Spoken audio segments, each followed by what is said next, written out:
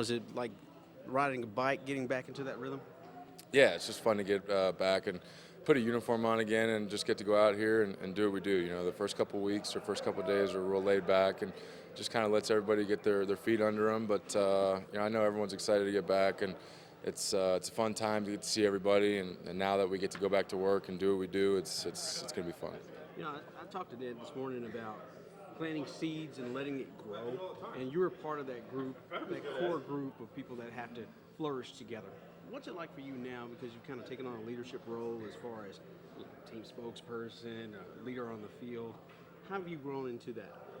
Well, it's just, you know, it's all part of the process. And, you know, where we're at now in the process is basically there's guys that have been established here, and as a team we're established at this level. So, you know, it's our job amongst the players that have been here for a while that, you know, when new guys come up, you take them under your wing and just kind of show them the ropes. And, you know, you try and just make that development as quick as possible, and you try and make that transition just smooth for these guys. And, you know, it's all, you know, roles that we're comfortable with. And, you know, I just think it's where we're at now in this process. And, you know, we've come a long way, obviously, from when it's all began, when Dayton took over in '07. But, you know, now it's fun times over here.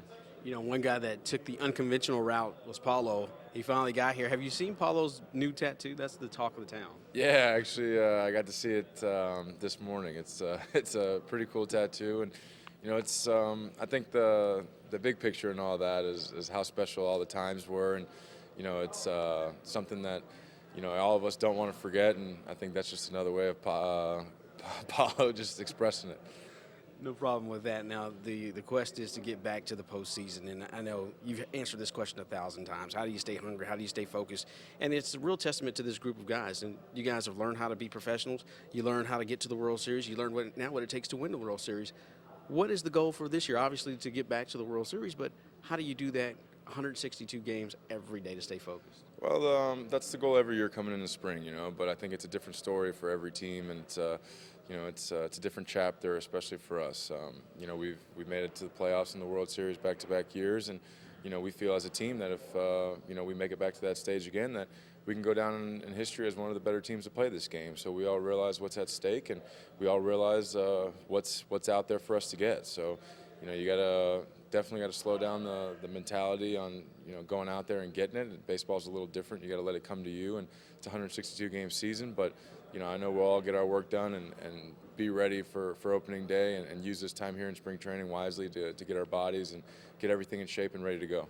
Last question, just something fun. Now that you guys have won the World Series, you going to replace that blue mitt? You going to use the same one? You going to relace it? What are you going to do with your glove this year? Nah, I'm going to use a new glove this year, but that glove's staying in the house, and that's going up on the shelf, and we'll be in the Hosmer Hall of Fame one day, and wherever I decide to put up all the trophies and pictures from the World Series that year. Cool. Well, good luck with the new one. All right, thanks, man. appreciate it. Always a